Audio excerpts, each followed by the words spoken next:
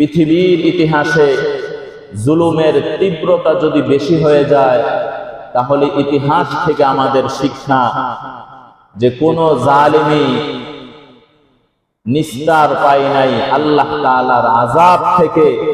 পৃথিবীর বুকে যত আযাব আর গজব হয়, সবগুলো হচ্ছে মানুষের হাতের কামাই।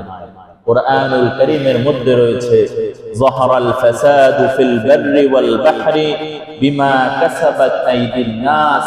আসমান আর জমিনের নিচে দুনিয়ার বুকে যে বিশৃঙ্খলা হয়, এর দায়ভার একমাত্র মানুষের হাতের কামাই। এগুলো আসমান থেকে বর্ষণ হয় না, বরং মানুষের হাতের কামাই। তো পৃথিবীর ইতিহাসে যে জালেম আর জুলুম তার তীব্রতা যত বেশি, তার লাঞ্ছনা আর বঞ্চনা এই দুনিয়ার বুকে জীবিত মানুষই তারা দেখতে পায়।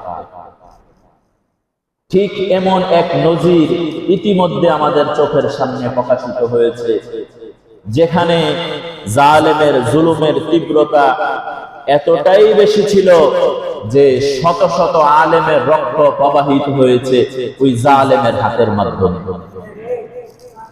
শত শত স্কুলের ছাত্র নিহত হয়েছে, সাধারণ মানুষ নিহত হয়েছে। কুরআনুল কারীমের এর বিধান রয়েছে, কেউ যদি আপনার উপর জুলুম করে, যদি কেউ আপনার নাকে আঘাত করে, তো আপনি তার নাকে আঘাত করবেন। কেউ যদি আপনার দাঁত ভেঙে দেয়, আপনি তার দাঁত ভেঙে দিবেন। কেউ যদি আপনার হাত ভেঙে দেয়, আপনি তার হাত ভেঙে দিবেন। তাহলে আগে জুলুমের শিকার হলে তাহলে বিচারের কি আছে? ব্যবস্থা আছে।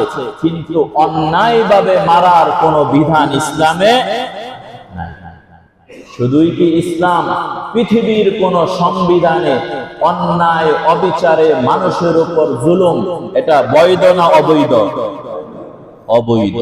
সুতরাং এই অবৈধ জিনিস যারা করবে, এরা দুনিয়ার বুকে যে লাঞ্ছিত হয়, এটা রিসেন্টলি আমাদের চোখের সামনে এসেছে। তো আল্লাহ তাআলা আমাদেরকে মহা বিপদ থেকে উদ্ধার করেছেন। সকলে বলি আলহামদুলিল্লাহ। অনেকে আমরা বলি দেশ স্বাধীন হয়েছে, দেশ স্বাধীন হয়েছে।